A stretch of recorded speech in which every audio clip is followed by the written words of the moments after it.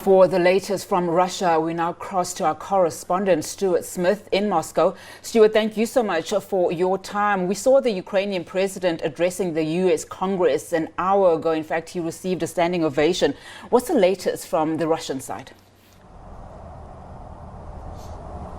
Yeah, in Russia, actually, the talk is a lot about the economy and the consequences today, potentially, for the first time, Russia could default on its debts since 1917, when the Soviet Union took power here in Moscow. The problem for Russia is that it has a series of debts it needs to pay in US dollars, but the recent sanctions that have been imposed by Europe and the United States mean that although Russia says it has the money to pay these debts, physically there's no way it can actually do that. Now, Russia is going ahead to pay around 117 million US dollars. It's already attempted to make that payment. The due date is today, and it will then depend on what the US Treasury decides to do, whether it accepts Russia's attempt to pay using its sanctioned funds, or whether there will be an exception made to allow Russia to pay off its debts. The concern here in Russia is that if the US does not allow that payment to go through, Russia will default,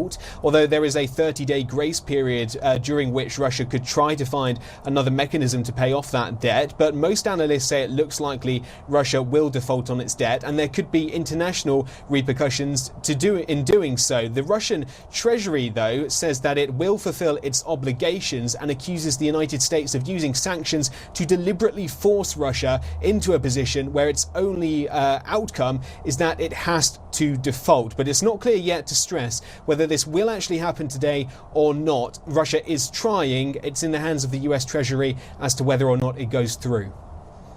In fact, you speak about international repercussions. I can tell you now, a lot of the world is feeling that pinch. Now, let's talk about the latest round of talks between Russia and Ukraine. We know that Ukrainian delegates reportedly saying that, talks are showing some kind of realistic sign. In fact, the minister in Russia, foreign minister in Russia, is saying that, there is hope for compromise in Ukraine and in Russia talks. What's the latest that you can tell us about those talks?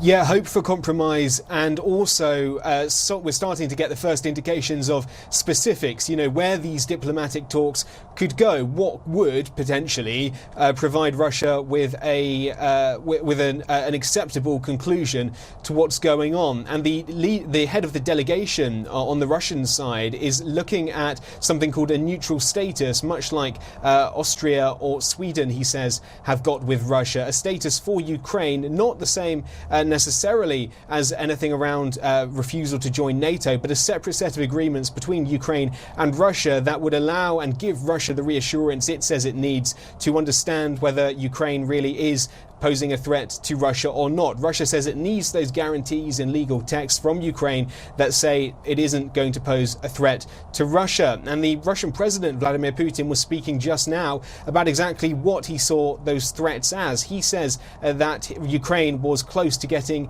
nuclear weapons, and that's why Russia was so concerned. And he also said the ultimate aim for Russia is not to occupy the country, that the troops in Ukraine are there separately to any intention to occupy Ukraine. So making the point again that this is a broader concern for Russia about Ukraine's status as a neutral partner close to Russia. It's not about regime change, Russia says, and it's not about causing any civilian deaths. The Russian president again emphasizing that his troops, he says, are trying to avoid all losses of civilian life in Ukraine.